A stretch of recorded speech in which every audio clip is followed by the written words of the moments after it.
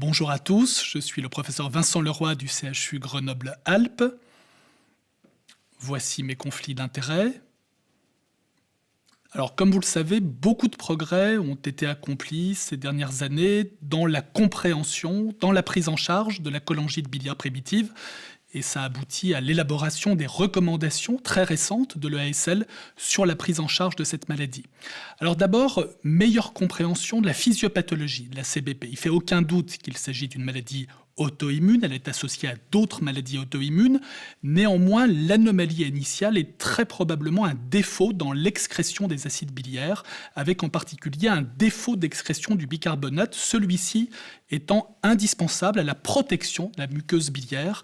Et le défaut de bicarbonate dans la bile induit très probablement une mise à nu d'antigènes biliaires qui aboutit à la stimulation de l'immunité. Cela explique que, d'une part, les traitements immunosuppresseurs ne fonctionnent pas dans la CBP, et cela explique également que les médicaments qui agissent plus sur la cholérèse, sur l'excrétion des acides biliaires et qui ont également des effets anti-inflammatoires, comme l'acide AUDC, ou également les agonistes FXR, c'est le cas de l'acide obéticolique, ou les agonistes PPAR-gamma, c'est le cas des fibrates, ont, eux, une certaine efficacité.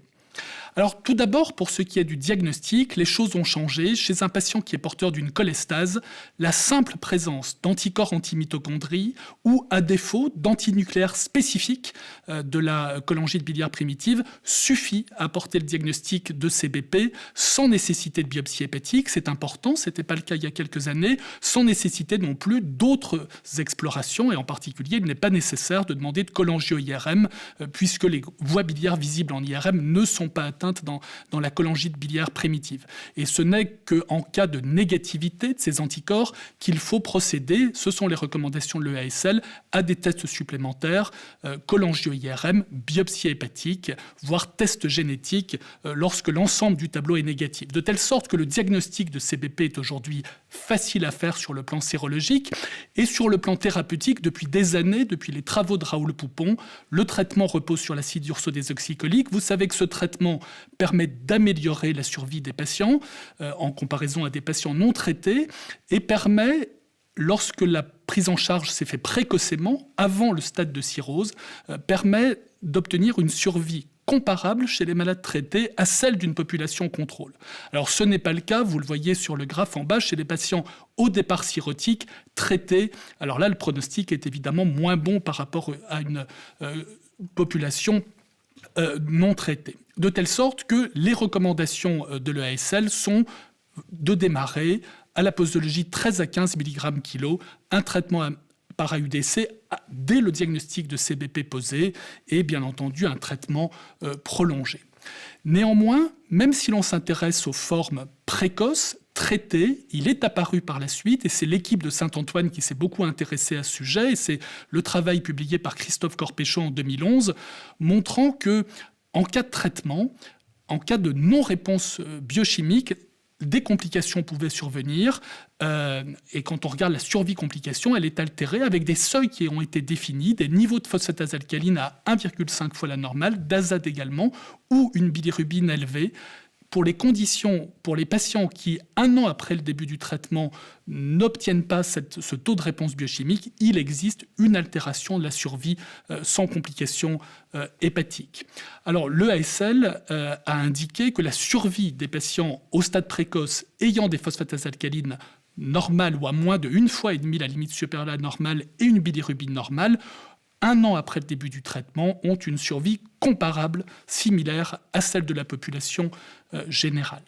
Alors il est aujourd'hui possible d'affiner les choses puisque un seuil binaire permettant de classer les patients en répondeurs, non répondeurs, on voit rapidement qu'il peut s'agir d'un score un petit peu trop simple et on peut profiter du caractère continu des variables pour élaborer des scores pronostiques un petit peu plus sophistiqués. Et un certain nombre de scores ont été développés. Le plus connu est le score GLOB, qui est un score continu qui prend en compte un certain nombre de paramètres, l'âge, les plaquettes, la bilirubine, l'albumine, la valeur absolue des phosphatase alcalines 1 an après le traitement du début par acide urso-désoxycholique. Ce score permet une meilleure individualisation du pronostic et vous le voyez, les patients ayant un score favorable sur la gauche à moins de 0,30 ont une survie à nouveau comparable à celle des patients non porteurs de CBP. À l'inverse, les patients ayant un score plus défavorable ont une survie altérée.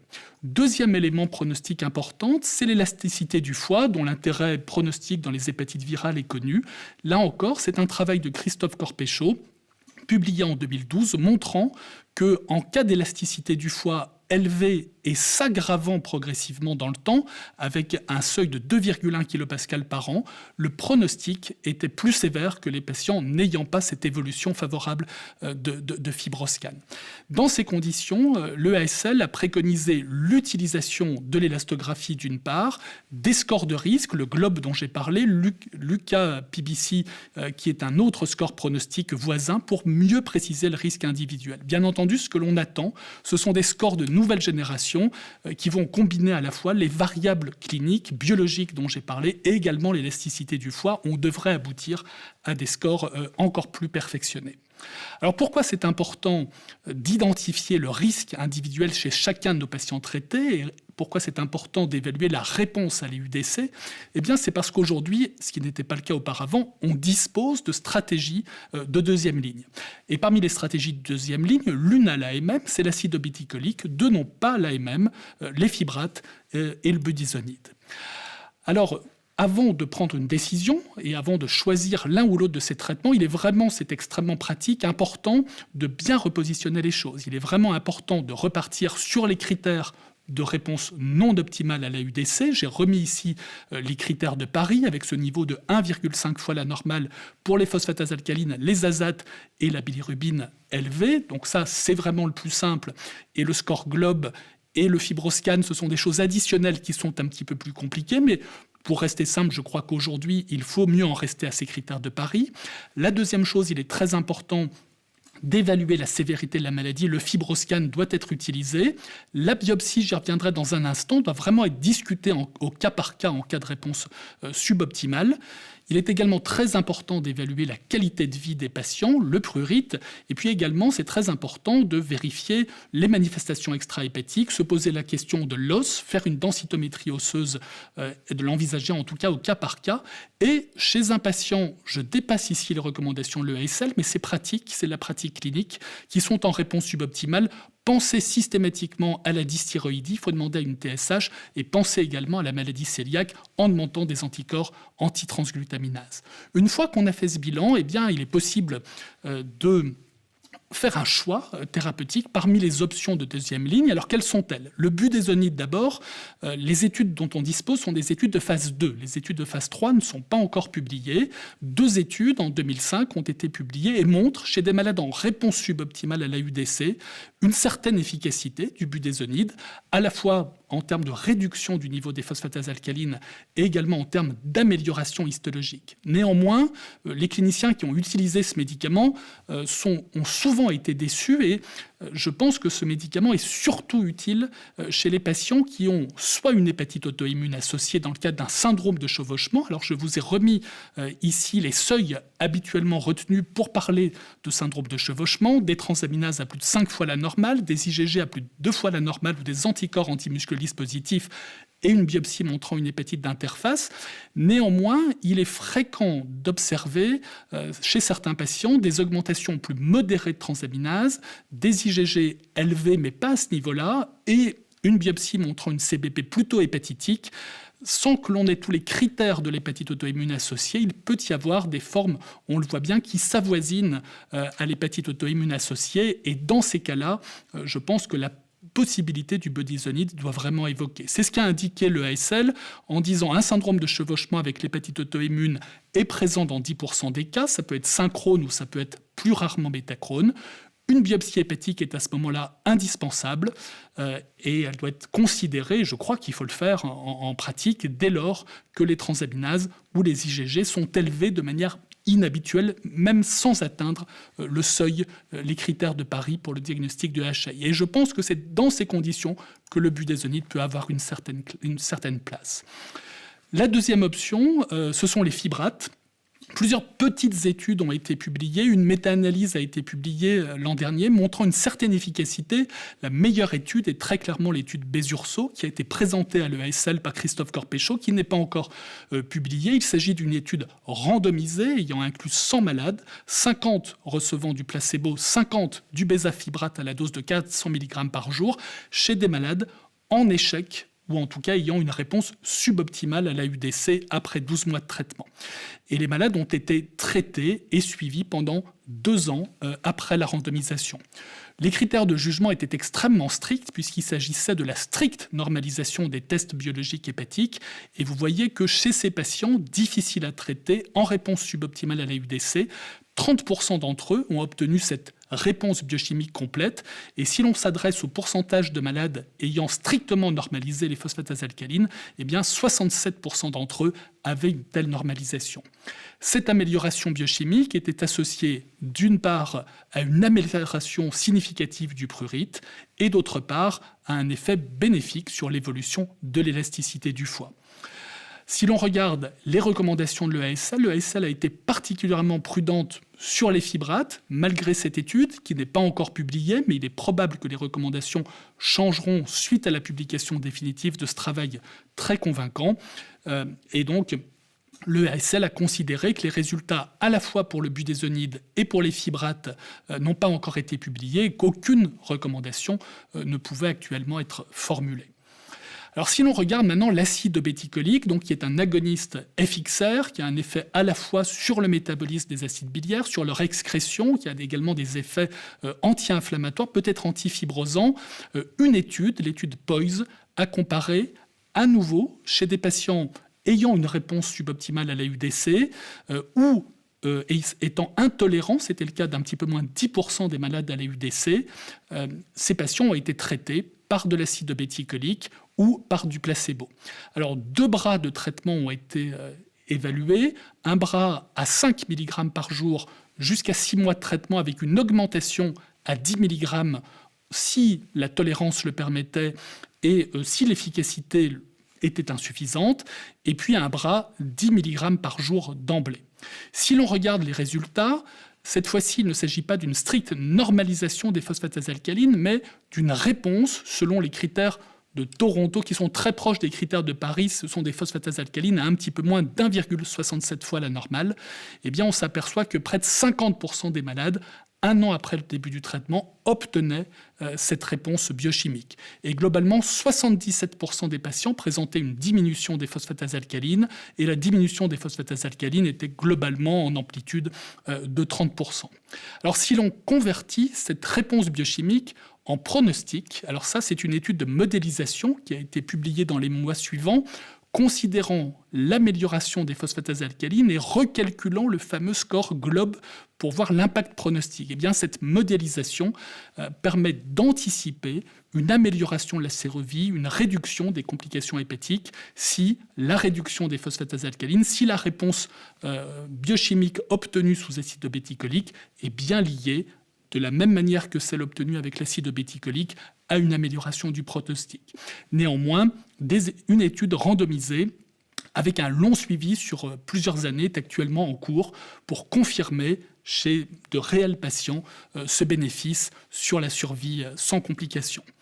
Si l'on regarde les recommandations de l'EASL, celle-ci conclut qu'une étude de phase 3 a démontré l'efficacité de l'Ocaliva chez les malades ayant une réponse suboptimale à la UDC, et donc l'EASL suggère de considérer ce traitement à la dose de 5 mg par jour avec une augmentation de la dose à 10 mg par jour à 6 mois si la tolérance le permet. Considérant maintenant la qualité de vie, on sait que cette qualité de vie est altérée chez la plupart des patients porteurs d'une cholangite biliaire primitive, en particulier lorsque le diagnostic est posé à un âge jeune, un âge où le pronostic et d'ailleurs et la sévérité et l'évolutivité de la CBP est généralement plus sévère. Et le problème, c'est que les traitements actuels, que ce soit la UDC, que ce soit l'acide obéticolique ou les fibrates, j'ai mis ici l'évolution avec l'acide obéticolique dans les CPOIS, cette qualité de vie n'est pas améliorée par les traitements.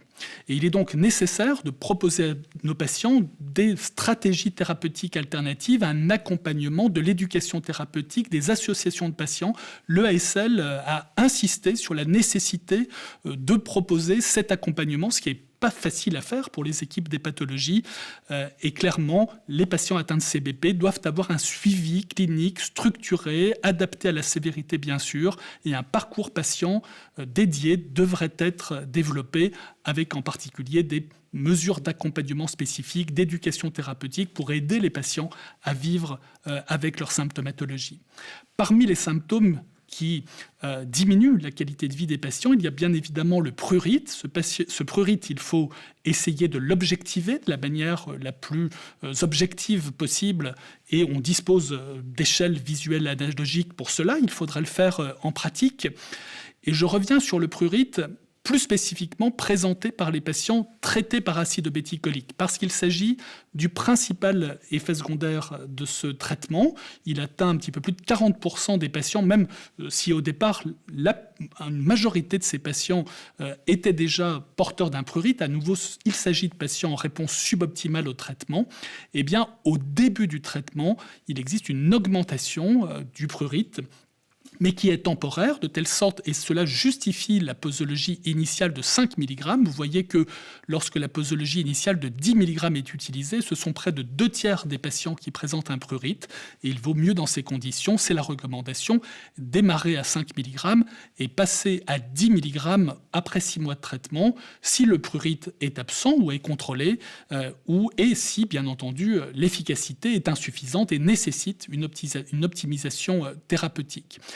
Et en cas de prurite à 5 mg par jour, la meilleure stratégie thérapeutique est clairement de diminuer la posologie d'acide obéticolique en passant à 5 mg un jour sur 2. Si ceci a été inefficace, ou si le prurite survient en dehors d'un traitement par acide obéticolique, vous savez qu'il existe un certain nombre de stratégies thérapeutiques pour la prise en charge du prurite. La cholestéramine est un traitement de première intention. Il faut simplement être vigilant sur les interactions médicamenteuses, puisqu'il peut exister un défaut d'absorption des médicaments. Il y a parfois un problème de tolérance digestive. Et en deuxième intention, la rifampicine, à la dose de 150 jusqu'à 300 mg par jour, peut être utilisée. Je crois qu'il faut réellement l'utiliser. Il n'y a pas beaucoup de données, mais il n'y a probablement pas d'interaction médicamenteuse entre l'acide obéticolique et la rifampicine, qui doit, je crois, être utilisée. Il n'est pas possible de laisser les patients avec ce symptôme qui peut considérablement altérer la qualité de vie. Si la rifampicine est inefficace, d'autres options sont possibles. Là, ça devient un petit peu plus difficile. La naltrexone, qui doit être précédée d'un traitement IV par naloxone, la sertraline, ou des choses plus complexes, plasmaphéreses, MARS, et jusque, dans certains cas, c'est rare, mais ça peut arriver, la transplantation hépatique. Alors, les recommandations de l'EASL nous disent que, en première intention, s'il existe un prurite, la cholestéramine doit être utilisée, en prenant bien entendu en compte les interactions médicamenteuses, et la rifampicine est clairement le traitement de deuxième intention, en prenant soin de surveiller les tests hépatiques. Il existe une certaine toxicité hépatique de la rifampicine, imposant de faire une surveillance des tests hépatiques 6 semaines et 12 semaines après la fin du traitement. En résumé et en conclusion, je dirais que le diagnostic de la cholangite biliaire prédicative doit se faire de manière non invasive. Ce sont les anticorps antimitochondrie ou antinucléaires spécifiques de la CBP associés à une cholestase. Il n'est pas besoin d'aller plus loin pour faire le diagnostic. Le traitement de première ligne est clairement la UDC à la dose de 13 à 15 mg/kg. Il n'est pas nécessaire d'aller au-delà, mais il faut bien vérifier que ce niveau de dose est atteint.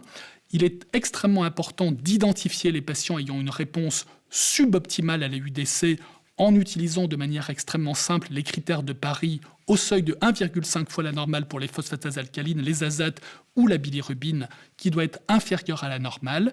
Il existe aujourd'hui des traitements de deuxième ligne, le budesonide s'il existe une tendance à l'hépatite auto-immune associée, et puis les fibrates, en attente de la publication de Christophe Corpéchaud, et pour l'instant pas d'AMM et pas de recommandation, mais on voit bien qu'il y aura une place dans le futur, et l'acide obéticolique qui est approuvé, qui dispose d'une AMM. Il faut évidemment prendre en compte les symptômes l'asthénie et bien entendu le prurite qu'il faut prendre en charge, soit en réduisant les doses d'acide obéticolique, soit en utilisant des traitements alternatifs. Et puis, il ne faut pas oublier, bien entendu, les manifestations extra-hépatiques, en particulier l'os. Je vous remercie.